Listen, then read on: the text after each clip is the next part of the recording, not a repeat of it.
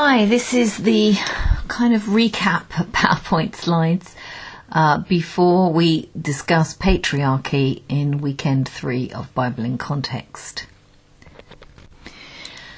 And so the next 3 slides are just listing the aims and the learning outcomes, highlighting the areas to which I feel today's teaching will be most relevant in thinking about the context of the Bible and how our knowledge of the context shapes it, our understanding of it, and also how we can then use our understanding of the original context to help us apply the texts in our own contemporary situations. So that's just the next 3 slides.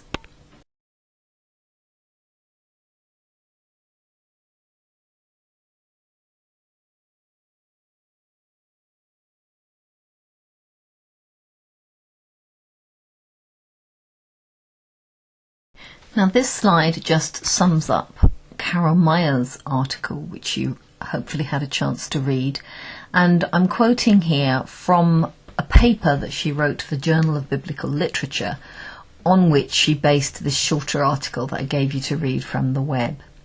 And she's stressing here that she feels a description of women's experiences and behaviours in ancient Israelite societies calls into question the suitability of the term patriarchy.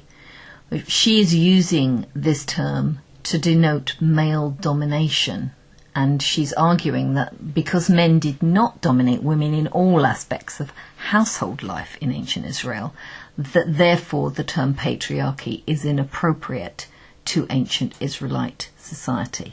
And this little figurine here is making bread, a woman making bread apparently. Now, if you read this quotation, you'll see that again she's finding areas where women had agency in ancient societies, and that they're claiming that therefore patriarchy is not a suitable word to use.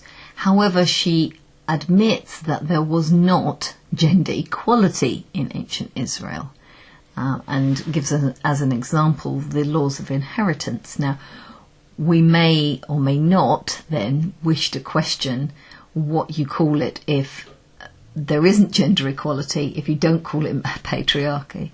What kind of term might we use to express this inequality in male and female agencies in the ancient societies that she's writing about? So she's claiming that because males had the inheritance, that isn't the same as patriarchy, which is fair enough by her definition. But she's also saying that male control of female sexuality doesn't mean that they controlled them in every aspect. And again, we might want to say, well, how are we going to express this unequal power balance in ancient societies if we're not using the term patriarchy? What else might we call it? And just to remind you of the Oxford English Dictionary interpretations of the word patriarchy, which does seem to cover the situations which Mayers admits did operate at the time some of the biblical texts were written.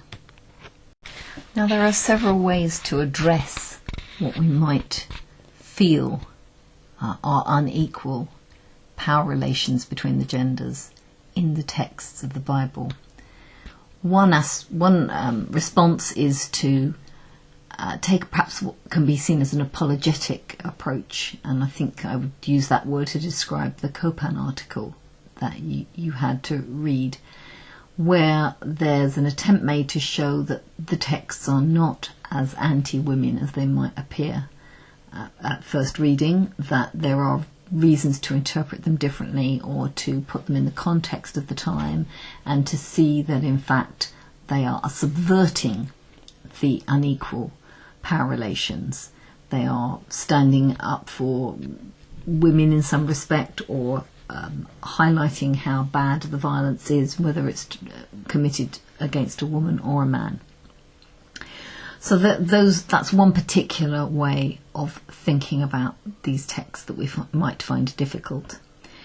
Another approach is taken by feminist theologians and biblical scholars, where there is an emphasis on thinking about how these texts have been used by men, how they've been written and interpreted by men. You'll be doing some more on this in your online work from one of the other modules this weekend, but I've just got here a couple of quotations from an article which is linked on Moodle.